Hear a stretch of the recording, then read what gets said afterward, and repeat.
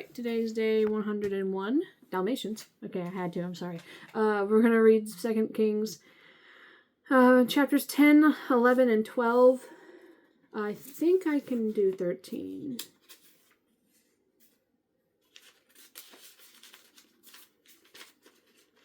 Yeah, let's do 13 too. Chapter 10. Now Ahab had 70 sons in Samaria, and Jehu wrote and sent letters to Samaria, to the rulers of Jezreel, to the elders, and to those who reared Ahab's sons, saying, Now as soon as this letter comes to you, since your master's sons are with you, and you have chariots and horses, a fortified city also, and weapons, choose the best qualified of your master's sons, set him on his father's throne, and fight for your master's house. But they were exceedingly afraid, and said, Look, 2 kings could not stand up to him. How then can we stand? And then he who was in charge of the house, and he who was in charge of the city, the elders also, and those who reared the sons, sent to Jehu, saying, We are your servants, we will do all you tell us. But we will not make anyone king. Do what is good in your sight. Then he wrote a second letter to them, saying, If you are for me and will obey my voice, take the heads of the men, your master's sons, and come to me at Jezreel by this time tomorrow. Now the king's sons, 70 persons, were with the great men of the city, who were rearing them. So it was, when the letter came to them, and they took the king's sons, and slaughtered 70 persons, put their heads in baskets, and sent them to him at Jezreel. Then a messenger came and told him, saying, They have brought the heads of the king's sons. And he said, Lay them in 2 heaps at the entrance of the gate until morning. So it was in the morning that he went out and stood, and said to all the people, You are righteous. Indeed, I conspired against my master and killed him. But who killed all these? Know now that nothing shall fall to the earth of the word of the Lord, which the Lord spoke concerning the house of Ahab. For the Lord has done what he spoke by his servant Elijah. So Jehu killed all who remained of the house of Ahab in Jezreel, and all his great men, and his close acquaintances, and his priests, until he left him none remaining. Verse 12. And he arose and departed and went to Samaria, on the way at Beth-eked of the shepherds. Jehu met with the brothers of Ahaziah, king of Judah, and said, Who are you? So they answered, We are the brothers of Ahaziah. We have come down to greet the sons of the king and the sons of the queen mother. And he said, Take them alive. So they took them alive, and killed them at the well of Beth-eked, 42 men, and he left none of them. Now when he departed from there, he met Jehonadab, the son of Rechab, coming to meet him, and he greeted him, and said to him, Is your heart right, as my heart is toward your heart? And Jehonadab answered, It is. Jehu said, If it is, give me your hand. So he gave him his hand, and he took him up to him into the chariot. Then he said, Come with me, and see my zeal for the Lord. So they had him ride in his chariot. And when he came to Samaria, he killed all who remained to Ahab in Samaria, till he had destroyed them, according to the word of the Lord, which he spoke to Elijah. Then Jehu gathered all the people together, and said to them, Ahab served Baal a little. Jehu will serve him much. Now, therefore, call to me all the prophets of Baal, all his servants, and all his priests. Let no one be missing, for I have a great sacrifice for Baal. Whoever is missing shall not live. But Jehu acted deceptively, with the intent of destroying the worshippers of Baal. And Jehu said, Proclaim a solemn assembly for Baal. So they proclaimed it. Then Jehu sent throughout all Israel, and all the worshippers of Baal came, so that there was not a man left who did not come. So they came into the temple of Baal, and the temple of Baal was full from one end to the other. And he said to the one in charge of the wardrobe, Bring out vestments for all the worshippers of Baal. So he brought out vestments for them. Then Jehu and Jehonadab, the son of Rechab, went into the temple of Baal, and said to the worshippers of Baal, Search and see that no servants of the Lord are here with you, but only the worshippers of Baal. So they went in to offer sacrifices and burnt offerings. Now Jehu had appointed for himself 80 men on the outside, and had said, If any of the men whom I have brought into your hands escapes, whoever lets him escape, it shall be his life for the life of the other. Now it happened, as soon as he had made an end of offering the burnt offering, that Jehu said to the guard and to the captains, Go in and kill them, let no one come out. And they killed them with the edge of the sword. Then the guards and the officers threw them out and went into the inner room of the temple of Baal. And they brought the sacred pillars out of the temple of Baal and burned them. Then they broke down the sacred pillar of Baal and tore down the temple of Baal and made it a refuse dump to this day. Thus Jehu destroyed Baal from Israel. However, Jehu did not turn away from the sins of Jeroboam, the son of Nebat, who had made Israel sin, that is, from the golden calves that were at Bethel and Dan. And the Lord said to Jehu, because you have done well in doing what is right in my sight, and have done to my house... And have done to the house of Ahab all that was in my heart, your son shall sit on the throne of Israel to the 4th generation. But Jehu took no heed...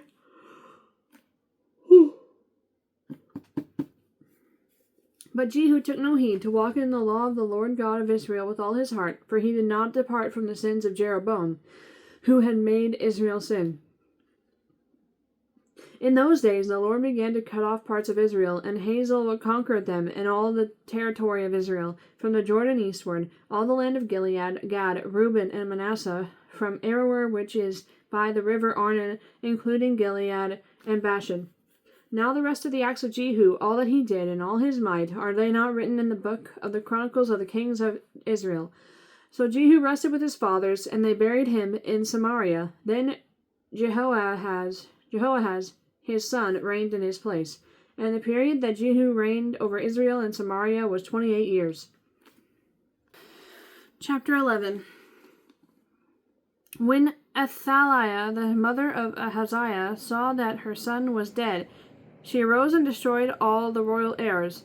But Jehosheba, the daughter of King Joram, sister of Ahaziah, took Joash the son of Ahaziah and stole him away from among the king's sons who were being murdered, and they hid him and his nurse in the bedroom from Athaliah. I just said this word. Hang on. From Athaliah, so that he was not killed. So he was hidden with her in the house of the Lord for 6 years, while Athaliah reigned over the land. In the 7th year, Jehoiada, I think I'm saying that wrong. Jehoiada. Wait, no. Hold on a second. Jehoiada, I think. I'm probably still saying it wrong. Jehoiada sent and brought the captains of hundreds of the bodyguards and the escorts, and brought them into the house of the Lord to him. And he made a covenant with them, and took an oath from them in the house of the Lord, and showed them the king's son. Then he commanded them, saying, this is what you shall do. 1/3 of you who come on duty on the Sabbath shall be keeping watch over the king's house. 1/3 shall be at the gate of Sur, and 1/3 at the gate behind the escorts. You shall keep watch of the house, lest it be broken down. The 2 contingents of you who go off duty on the Sabbath shall keep the watch of the house of the Lord for the king. But you shall surround the king on all sides, every man with his weapons in his hand, and whoever comes within range, let him be put to death. You are to be with the king as he goes out and as he comes in.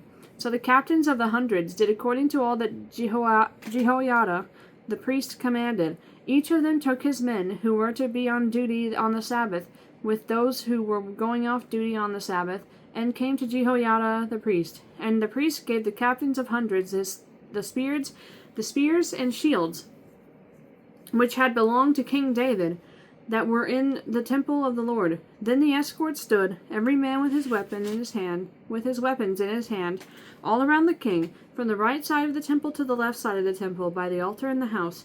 And he brought out the king's son, but put the crown on him, and gave him the testimony. They made him king and anointed him, and they clapped their hands and said, long live the king. Now then, Athaliah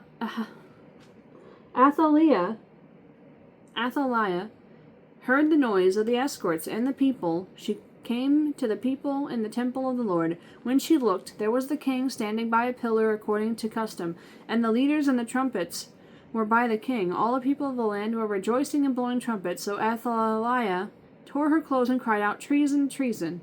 And Jehoiada the priest commanded the captains of the hundreds, the officers of the army, and said to them, take her outside under guard, and slay with the sword whoever follows her.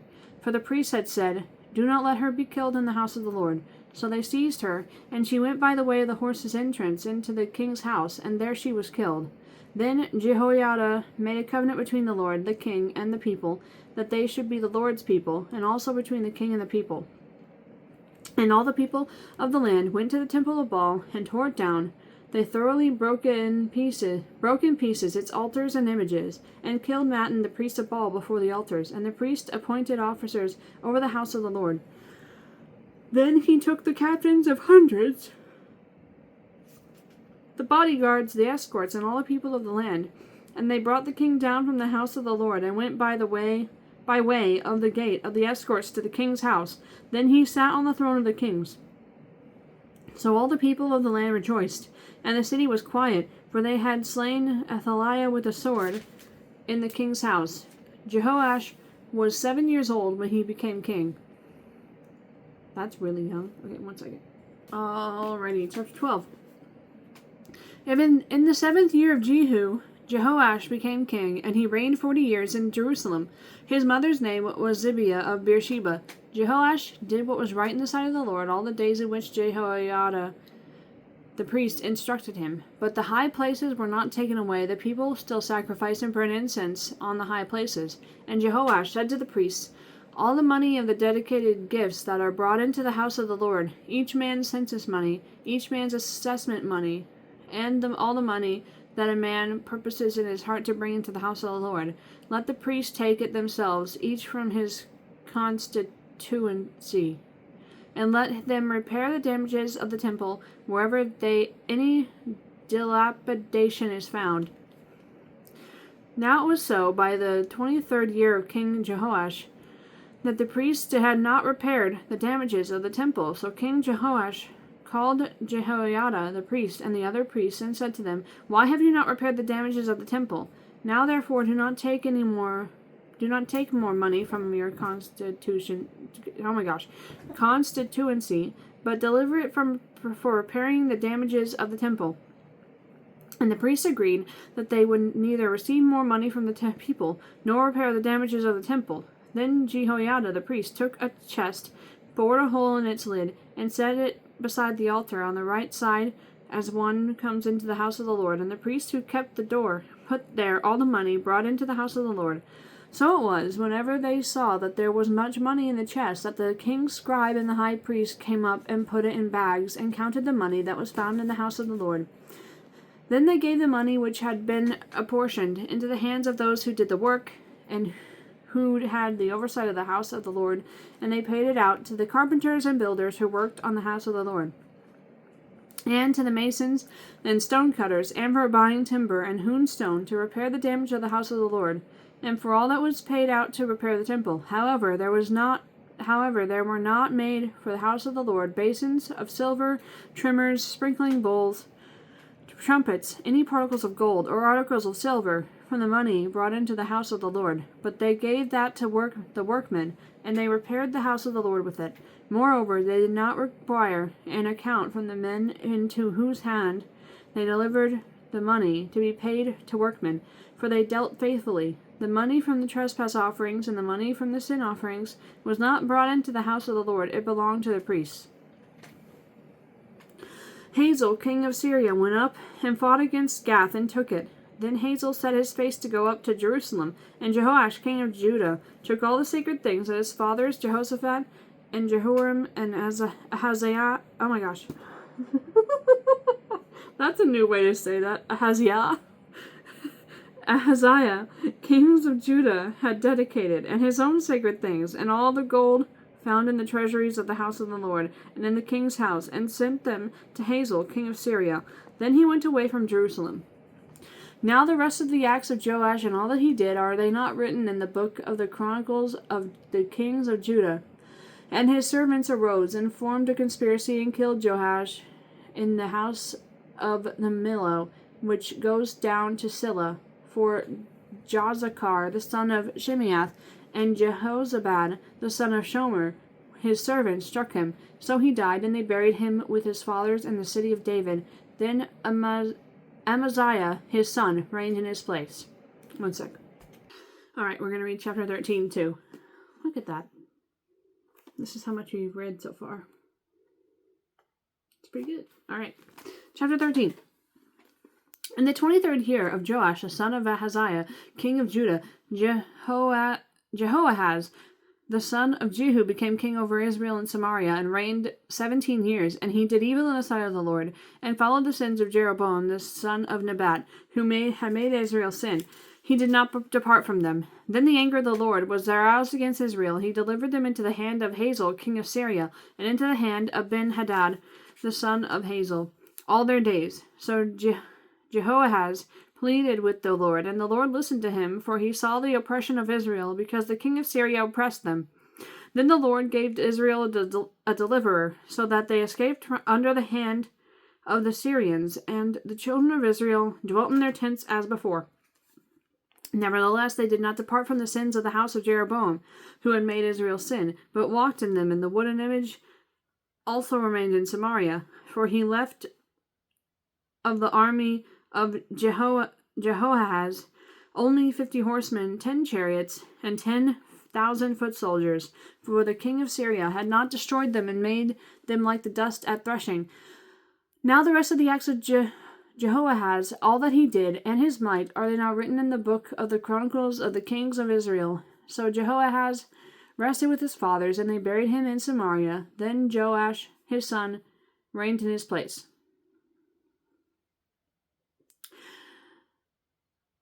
In the 37th year of Joash, king of Judah, Jehoash, the son of Jehoahaz, became king over Israel and Samaria, and reigned 16 years. And he did evil in the sight of the Lord. He did not depart from all the sins of Jeroboam, the son of Nebat, who made Israel sin, but walked in them.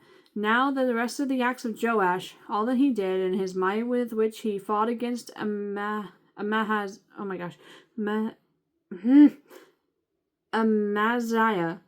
Why is it so hard for me to say these names?